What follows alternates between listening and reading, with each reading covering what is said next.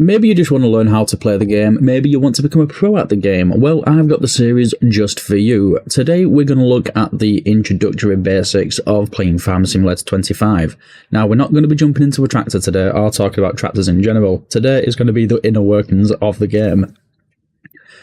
So if we go into career mode and we select an empty slot, I'm going to go with empty slot 17. I'm just going to select my map, which is this menu over here. We're going to do Sri Lanka for now. We're going to go with New Farmer 1,000,000, and then you've got your economic difficulty, which is if it's easy, they sell at a really high price, normal, moderate price, hard is a very low price and you struggle to make a profit. We're going to keep the start farm so we get all the equipment, and we're not going to do the guided tour, we don't need that. Your starting money is self-explanatory, and then you've got your starting loan, which is how much of that money do you want to be loaned out to you. Then we're going to press continue, we're going to select which mods we want. For now, we're going to go base game, and here we go, we wait for the loading screens to happen. Right, so we're in the game now. We're going to skip the customization step. That one you can just explore as you want to, because today we want to focus on how the Farming Simulator game works. So in the top corner, in the top right hand corner, we have the weather. So today it's sunny, we're in August. We're 1 minute past 8 o'clock in the morning. We're on 5 times speed. We can adjust that by pressing 7 or 8 on the keypad, or you can go into the pause menu, go to settings, and then scroll down, and you can put it into real time, half time, double times 5, and all the way up to times 360. For now, we're going to put it on easy mode. We're going to put it on real time because we want to get the crops to sell highly, and yeah, that's just so we can progress this, because it's going to be like a mini series built into a tutorial series. So yes, so this is the first menu that we're going to be talking about today, and I'm going to explain the entire pause menu to you, and then we'll start elaborating on fieldwork stuff in the future. So as we can see here, we have crop types. So as you can see, the colour corresponds to the type of crop we're doing. So we've got wheat, and if we double click wheat, then you can see all the wheat fields will disappear. And then we've got barley, etc, etc, etc, all the way down to oilseed radish, which we never really see. But yeah, that's the crop types. Then we've got the grow state. So I'm going to just turn all of these back on again because there's some that I don't really care for. So stubble tillage is something that we'll get into in a separate video. That's when you shallow cultivate a field and you leave some stubble on the ground. Cultivated means that you've cultivated the ground, and then ploughed means you plough the ground, like this one over here. Then seedbed is where you've rolled the field before you've seeded, or you've shallow cultivated and removed the stubble tillage. And then the grow state, it comes into around about 6 different components. So at the lighter the green is, then that's the less grown it is. Is that the correct terminology? It's basically just germinated once it's light green, and then it's when it gets to this type of green, then it's getting close to being mature, and then as soon as it's ready to harvest, it'll turn bright orange, and that's when it's mature enough to start harvesting and get it out of the field. Then you've got a light purple as well, which means that somebody's harvested that crop. So once we start to harvest this crop, let's say, as I wasn't going to jump into a tractor, but it looks like we are. So we're just going to do a quick, we'll just do this section over here.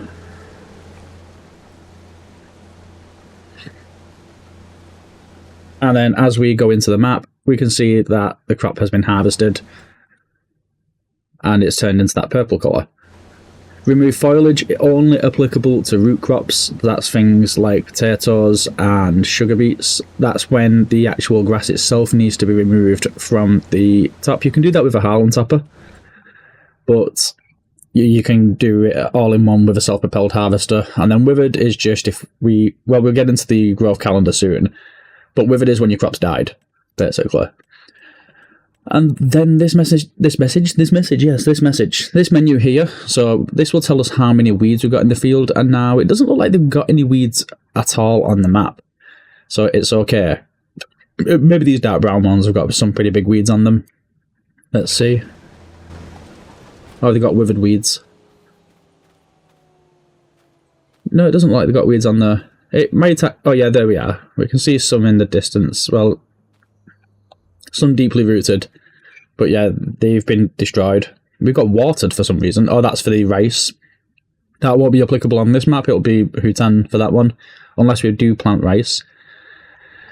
And then we've got fertilized. So if we turn all these on, this is the best way to see whether a field's been fertilized or not. So if it looks brown like this, it's not had any fertilizer. If it's light blue like this one, then it's been fertilized once. And if it's dark blue, it's got 100% fertilization and it doesn't need fertilizing anymore. And then we can see here, this one is when it needs lime. We'll get into lime in a future video. Lime is a very, very good fertilizer. Needs rolling is when you need to roll the field. Normally we would do this once we've sowed our seeds. And then mulched, we normally do this post-harvest and just grind all the stalks up. But as you can see, that none of the fields have been mulched because nothing's been harvested just yet. And then we move on to stones. Stones, they don't affect the yield, but they do destroy your equipment quickly. So yeah, keep picking the stones or roll them back into the ground if they're small enough. If you see yellow stones or orange stones, you can roll them back into the field. If you see red dots scattered all across your field, you need to get a stone picker out there and you need to pick them all up. And then watered, obviously, only applies to rice. Then we've got your hotspots. So this is where your vehicles are. So as you can see, we've got our tractors. If you turn that off, we won't see our tractors, but we've got our Challenger here, and then we've got our John Deere here. And then this is a harvester, so it won't come under there, but it will come under that one. And if we turn combines off, we won't see the combine. And then if we turn trailers off, we won't see our trailers. And then tools, it will just turn every other tool off. And then if we hire a worker, then we can turn that off, and we'll demonstrate that right now, actually. Let's get back in the Massa when he starts up. So I'm just going to put him onto the edge of the field. And yeah, we're going to not kill a pedestrian. Right, so there we are. So we have hired a worker for this job. He's going to go ahead at the rate of $1,000 per hour. He is going to go ahead and finish this field off for me. So yeah, you can see worker, turn worker off, and there we go. Now we can't see him. And then tipping stations are things like these, the silos, and even in some places where you need to sell stuff like the grain mill and the BGA and the farmer's market. What else have we got? Supermarket. So yeah, you can just explore them as much as you want to. Let's just remove them because we don't want to see them anymore. Then we've got loading stations. So yeah, liquid manure, manure. So these are all the things that you need to add capacity to, basically. Lime station, gas station. Although we don't need to... Oh no, they're not a tipping station, never mind. Right, anyway. But they will load all your fuel back into your tractors when you start running low. Then we've got productions, which are our nice money earners. So we've got things like a spinnery, a bakery, a carpentry, preserved food factory. It's a bit of a mouthful, isn't it? Yeah, carpentry, biogas plant. And is there any more on this map? It doesn't look like it. No, you can build your own, so don't worry if they're not available on the map, but you will have to sacrifice some of your land to actually gain one. Then we've got things like animals, so we have our chickens here, and that's the only animals we're going to see, because if we remove this one, then our animals vanish. Contracts we've not activated in this, so we're not going to bother too much about that, but that will show you the selling points for your contracts, and then other will include your farmhouses, your shop, and the people that you can speak to, as well as animal dealers and stuff. And then there we go, we've got our blank canvas back. Then we've got the farmland. So unowned is black. Now we can't see any black bits, but we can see that there's some bits that are not highlighted green. So if we wanted to buy that land, we can buy it for 147,000, or we can visit, or we can tag the place. So let's click away from this. It won't let me. There we go. So yeah, we can't deselect these, unfortunately, but as you can see, we own this little plot of land here, but we could purchase bits around the farm. So yeah, that's one great thing. And if you wanted to purchase land as well, you could always just click on the actual numbers itself and click buy. So you don't always have to go into that menu, it's just a hell of a lot easier. And then this is where you can manage your workers as well, so you can click him, and then you can say, alright, well I don't want you anymore, so let's click on him, and then cancel job. And there we go, AI worker was stopped. And he will stop working. And then if we want to start him again, create job, field work, there we go, pick a starting location. Oh, no, we don't want to start there. Let's say we want to start here. There we go. And then we can say start job. And then he'll just start working back in the field again. So that's this menu right now. That's all that talked about. If you have any questions, please leave them down in the comments. I try my best to cover a lot of things in this series, and there's a lot of variables in Farming Simulator, so there's a lot of things that I might miss or I might not talk about, or things that you would like me to elaborate on. Please let me know if you would like me to elaborate on these things. Up next, we've got the crop calendar, and it's very simple knowledge. Now, you can actually deactivate this by turning it off in the settings menu. So if you go here and go to seasons and select no, then that way you won't actually need to abide by this. But I like to have this on because it makes you have to really, really manage your farm properly. So these little orange sections around here, they might look red on your screen, I'm not too sure. It depends on what type of monitor or phone you're using. But this will explain when to plant and when to harvest. So your green sections are when you're going to be planting your crops. Then your red sections or your orange sections are going to be when you actually harvest them. As we can see here, planting season, harvest season. So it's like this month, we can plant grass, we can plant canola, we can plant oilseed radish, we can plant poplar, and that's pretty much all we can plant this month. Or we can wait till next month and we can plant either barley, canola, we could plant some grass, we could plant some oilseed radish, we could plant some wheat as well, which is a very good crop. So that's all we're going to need to say about that bit. Underneath it, we're going to have the weather forecast. So this will give you your hourly weather. So it looks like it's going to be sunny up until 10 p.m. Midnight, it's going to get cloudy. At 6 o'clock tomorrow morning, it's going to be raining. September looks like a rainy month all the way through October and November. And then it looks like we're going to get a lot of snow in December and January, followed by some overcast skies. This can change, so don't take this as gospel. Keep your eye on it as much as possible because it will change, and that way you can work around the weather forecast then. Then this is just going to be the menu where you've got your animal pens, and apparently we have no animals, even though we do have chickens. In this menu, you're going to be able to manage your contracts, so you can either accept the things, you can borrow the items, and yeah, it shows you the location here. So it's ignore that little thing flashing because I tagged that place by accident before. But if you want a wood transport, so it's telling you that your wood's going to be over here, and it wants you to transport it all the way back over to here. And then if we want to start baling, it says we've got field 79, which is this one here.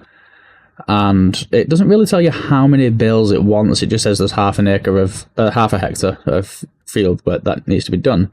So say if we want to borrow the items for that one, and then we go over to, so this is the new contracts. Then we've got the active contracts.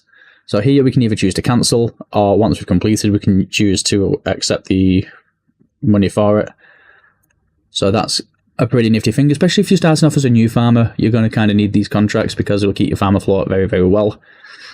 Now this one is all the productions, so this is where you can visit them, you can tag them, and you can have a look at the recipes too. So it's like here, the 1 megawatt biogas plant. So for manure, it'll be 2020 times manure to make a 20 electric charge, 1212 methane, and 1818 digestate. And then silage again, similar thing, but you earn more from it, 8,000 used. This is per cycle, and it does 24 cycles per month, 85 cycles of electric charges, 5,090 methane, and 7,635 digestates.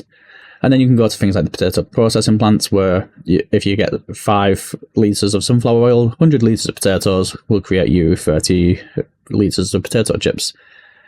Kinda sucks.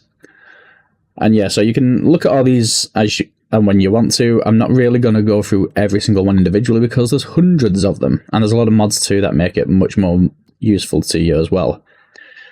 Now, this menu is a decent one. This will tell you your prices. So as we can see here, so we're harvesting wheat, and I like what they've done with this game as well. So you've got your fruit types or your crop types, and this will be all the harvestable crops all the way down to wheat. And then you've got the miscellaneous section here, the MISC, which will be all your productions. So you've got your barrels, your bathtubs, your bread, and they put it all in alphabetical order for you, so it's easy to identify. And this is just anything that you can get from a production point.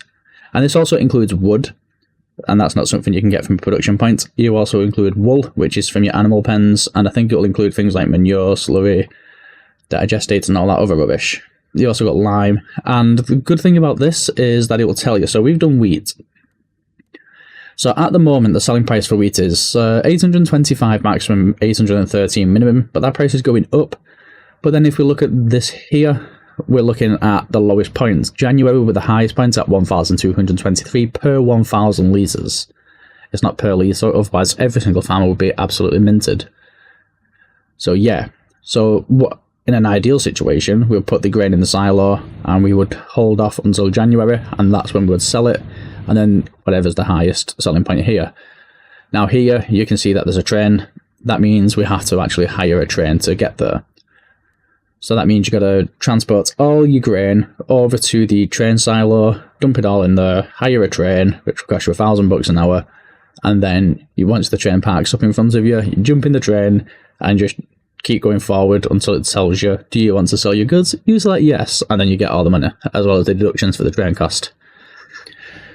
This will give you a breakdown of your vehicles. So as you can see here, we've got our tractor, we've got our trailer, we've got our seeder, we've got our John Deere, we've got our other John Deere cultivator, we've got our massive Ferguson being worked by AIB, and then we've got the header in the trailer.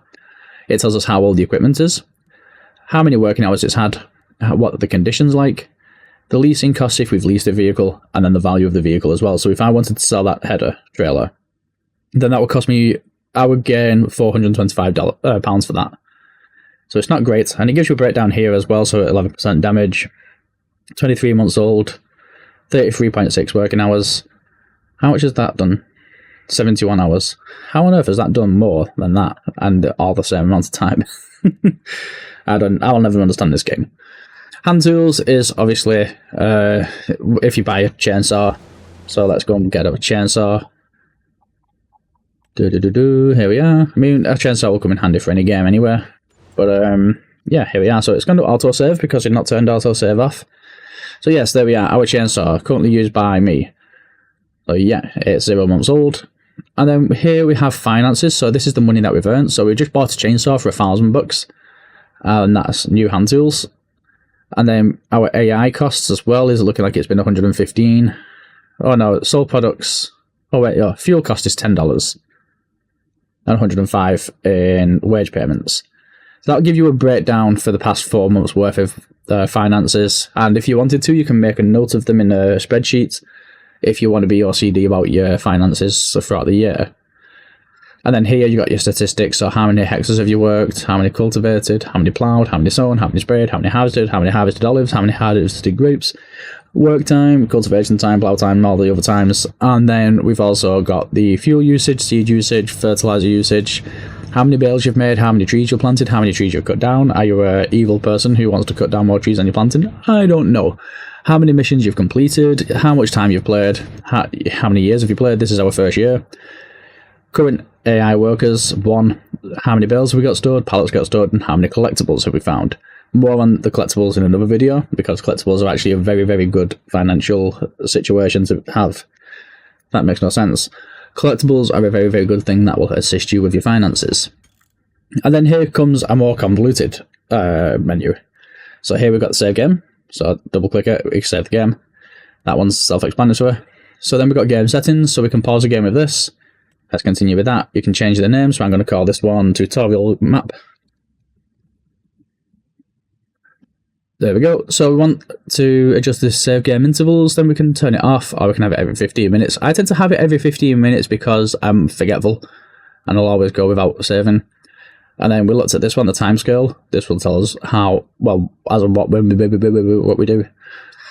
Economic difficulty is just how much you're going to sell your stuff for. Do you want to turn the traffic off? If you want to have full immersion, keep it on.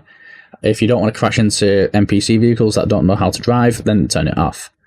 Seasonal growth, again, like we said before, do you want to follow the crop calendar, or do you want to just do whatever you want? Then if you want to do whatever you want, turn it off. If you want nothing to grow, pause it.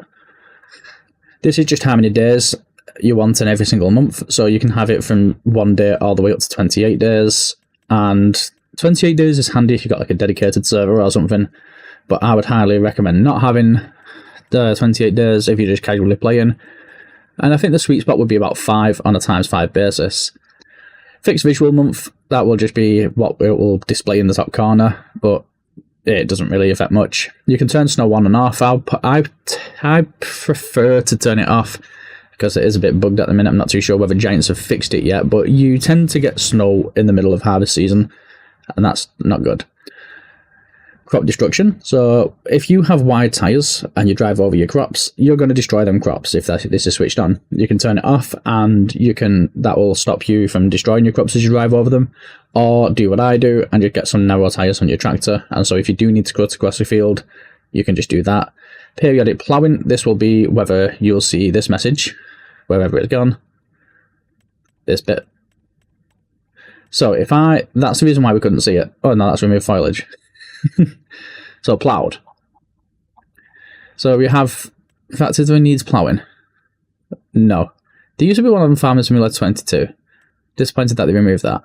Okay, so I just made a big mistake, and yes, needs ploughing is still here because I left it switched off. So if you see anything highlighted red here in the soil composition state, then that will need ploughing.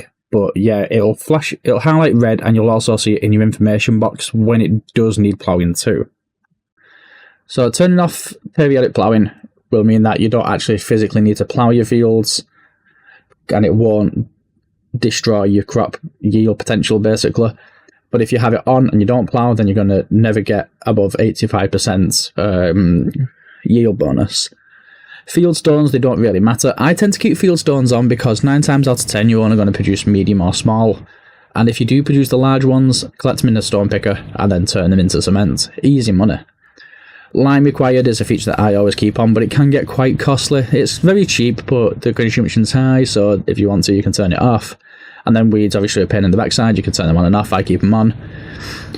Disaster destruction, so this is like hail or tornadoes, or if you've got realistic weather, then you've got things like blizzards, droughts, and thick fog that can destroy them. So you can either turn it off, visual only, so you can see the things but it won't do any damage, or you can keep it on. Then dirt, this is just how quickly your dirt will build up, so you can turn it off so your tractors never get dirty. You can have it on slow, so it gets dirty slowly. Normal will get dirty at a normal rate. Fast will be a very, very high dirt rate for your tractors and your equipment. Automatic engine stop and start. I tend to like to switch this one off, because if you switch it off, you jump in your tractor, you press enter, and then you can see everything light up and you hear the engine start up. This one is a pain in the backside, so I always keep that one on, because if you turn that one off, if you're going forward and you want to reverse backwards, you'll come to a stop, but you won't go into the reverse gear, and then you've got to click reverse again in order to go backwards.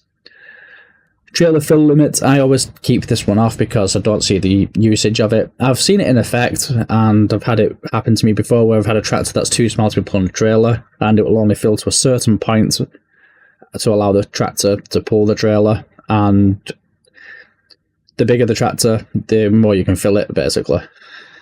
So it's kind of handy for realism, but again, I just leave this switched off. If my tractor can't pull it, then I'm just going to buy a new tractor.